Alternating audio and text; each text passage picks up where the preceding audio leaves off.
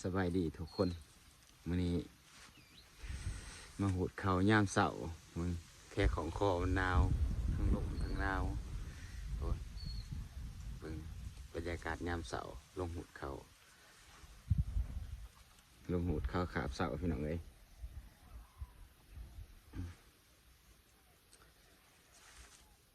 ทางฝนภูกระเตะมันก็จะแจ้งบ่ได้แต่สิปรับกองลังให้เบิ่งแจ้งกองลังมาได้สนใจจะขึ้นภูกระเตะติดต่อมาเด้อ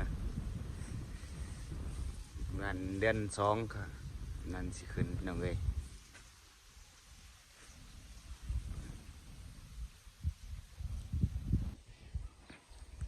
บรรยากาศยามเสาร์เดี๋ยวส่องภูกระเตะพี่น้องเอ้ย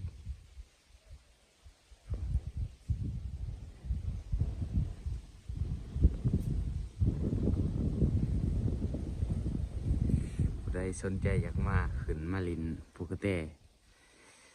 มาเด้อพี่น้องเด้อเดือน2นี่เขาสิขึ้น